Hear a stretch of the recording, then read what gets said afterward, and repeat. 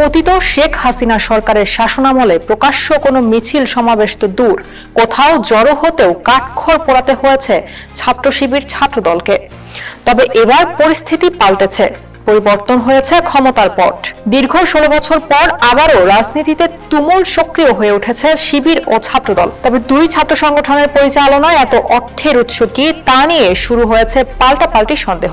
সম্প্রতি জানা গেছে, পবিত্র রমজান মাসে ইফতার পার্টির জন্য প্রতিদিন 3 লাখ টাকা খরচ করছে ছাত্র শিবির। ওই হিসাবে ছাত্র সংগঠনটির গোটা মাসে খরচ হবে 90 লাখ টাকা। বাংলাদেশ ইসলামী ছাত্র শিবিরের এত টাকা কোথা থেকে আসে, এমন প্রশ্ন তুলেছেন বাংলাদেশ জাতীয়তাবাদী ছাত্র দলের সাধারণ সম্পাদক নাসির উদ্দিন। তার ভাষ্য, এই 90 লাখ টাকার সাধারণ শিক্ষার্থীদের সাধারণ সংগঠন হিসেবে তারা কি অর্জন বা আয় করেছেন? তাদের অর্থায়নের উৎস কি?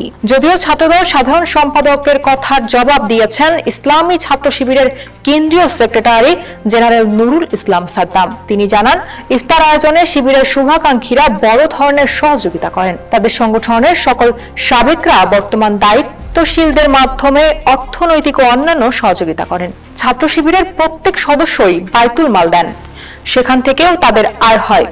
এছাড়া সংগঠনের প্রকাশনীর মুনাফা এবং শরীয়ত অনুমোদিত অন্যান্য খাতসমূহ থেকে প্রাপ্ত অর্থ বাইতুল মালের আয়ের উৎস। এ সকল আয় থেকে সংগঠনের বিভিন্ন কাজে ব্যয় করা হয়। ইফতারের ব্যয়ও তার মধ্যে অন্যতম। এছাড়া কর্মীরা তাদের টিউশন করা জমানো টাকা ছাত্র কল্যাণ ফান্ডে দান করে।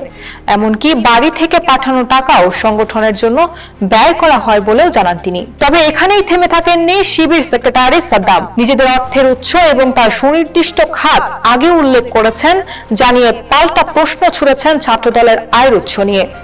শিবির সেক্রেটারি সাদ্দামের জানতে চাওয়া, ছাত্রদল বিভিন্ন প্রোগ্রাম আয়োজন করে, বিপুল পরিমাণ টাকা খরচ করে, তাদের টাকা কোথা থেকে আসে? ছাত্রদল কি তা প্রকাশ করবে? তবে বর্তমানে এসব প্রশ্ন শুধু তার একা নয়, সাধারণ মানুষেরও জানতে চাওয়া, আসলেই কোথা থেকে আসছে ছাত্র সংগঠনের এত অর্থের যোগান।